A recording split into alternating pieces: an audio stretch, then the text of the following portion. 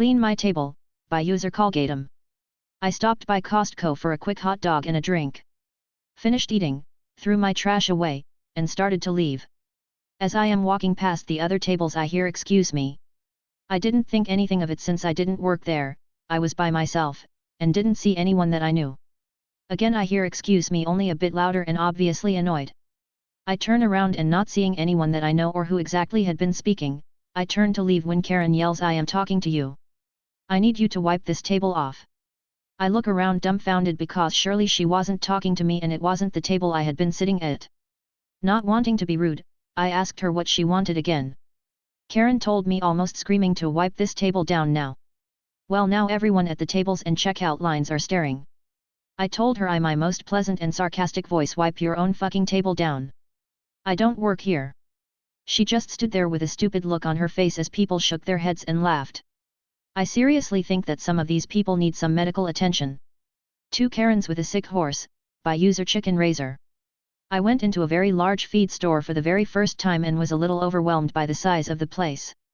A clerk directed me to the medications, and I was looking through them when 2 women in their early 30s, who I will call entitled Karen number 1, EK number 1, and entitled Karen number 2, EK number 2, spotted me and walked over. EK number 1, "Excuse me, but I'm looking for something for my horse. He has some sort of problem that I don't remember, with some piece of horse anatomy that's unknown to me, ...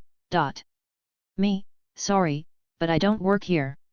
EK number 1, "But you're standing there in front of the medicines." Me, "I'm shopping. I don't work here, sorry." EK number 1 and EK number 2 left for a few minutes, then returned. EK number 1, "We've decided that since we thought you worked here, you need to help us anyway." EK number 2 nodded. That's when I knew this situation might just turn into a Reddit post. Me, "I'm sorry, but I don't know anything about horses. If you need help, you will need to ask somebody who works here." EK number 1, "But I can't find anybody, and you're here. What's that in your hand?" Me, "It's something to stop feather plucking in chickens." EK number 1, "Does it help horses?" Me, "Way out." EK number 1 gave a loud sigh. "We need help with our horse. Will any of these help?" She pointed to the shelf. Me, "I don't know anything about treating horses. Maybe you could call your vet. They might be able to help you." EK number 1, "But vets cost money and they'd probably want us to bring him in." EK number 2 nods again. "Just tell me what you think will help." Me, "But I don't work here, and I don't know anything about treating horses." I decided to walk away and come back later. Maybe they would find something for their horse's problem and I would be able to shop in peace. A little while later I returned to the same aisle and it was empty. Now to get a few things for the chickens. But nope. They spotted me and were headed back for another round. That's when I knew this post would probably happen. EK number 1, "Look, we need something for our horse. If you didn't know anything about medicines, you wouldn't be in this aisle.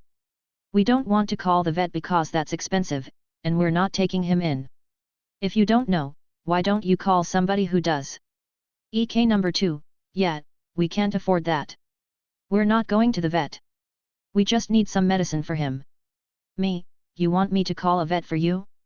It sounds like you need to call your vet. Maybe they could advise you over the phone, because I don't know anything about treating horses. I am here looking for stuff for my chickens, and I know nothing about treating horses." A clerk must have heard me raise my voice, because he came over and EK number 1 and EK number 2 immediately went over to him, complaining because their horse needed help, I wouldn't help them, and they did not want to pay for a vet. I headed straight for the registers. I just hoped that poor horse got the help he needed. Dude wants us to cash his check, by user curious_cat0070. I'm a retired investigator and this happened over 2 decades ago. I still find the IDwitel part amusing and thought I'd share it. I was called by dispatch to a bank robbery in which the subject threatened the teller with what he claimed was an explosive device and left a box at the teller window. Rather than wait for the automatic doors at the entrance to open, he smashed the glass and fled. I arrived about the same time in which a couple of other detectives did and the EOD truck drove up a few minutes later. The patrol sergeant had set up 2 safe zones, one for the employees and customers and one for the investigative team. We went to one of the safe zones, which was right near the front entrance, far enough removed from the device with a wall between us. Some beat officers then replaced the crime scene tape over the door. About 10 minutes later, dude comes sauntering up to the entrance, worms his way through the tape like Spider-Man, crunches over the shattered glass and walks up to us. We just watched as it was so surreal that someone would do that. Well, he appeared to be on a mind-altering substance, wobbly with red eyes. He handed us a check and said in a sleepy voice, "Hey dudes, I need you to cash my check." Now, mind you, we were wearing vests and had the badge necklaces. Plus, the EOD guy was in his marshmallow suit nearby, prepping his gear. One detective shook his head and told the man, "Bro, did you not see the crime scene tape and the broken glass?" Another detective pointed to our vests and badges. The man shook his head as if waking up. "Oh. I didn't know what that was." I just chuckled and escorted him back to the entrance. "It's not safe for you in here, so why don't you go home and sleep it off? Come back in a couple hours. I'm sure the bank will be open again by then." A big grin lit up his face. "Great idea, dude." With that, he got back in his car and left. Nothing fancy. It was just amusing. Aftermath: the device turned out to be a box of batteries stuffed with wires. We got fingerprints on the batteries, ID'd the mope, put it out on the news, and his mom dimed out his location and he surrendered peacefully. Also, the patrolman who was supposed to be watching the door got a talking to. So, I don't work here, dude. I'm here for rehab. I don't work here, by user adept sale 7188. I just had serious abdominal surgery and am in a rehab facility that's also a nursing home. I was taking an after-dinner lap around the facility, it's square, when a permanent resident in a wheelchair goes, "Young lady." Now I was using a walker, and wearing a muumuu to avoid crowding the abdominal sutures. Not exactly scrubs. She proceeds to ask me to push the chair to a nearby lounge area, which I did. But then she asked me to transfer her onto the couch. No, this isn't one of those stories where there's an evil crazy Karen. I just went and got a real nurse/tech.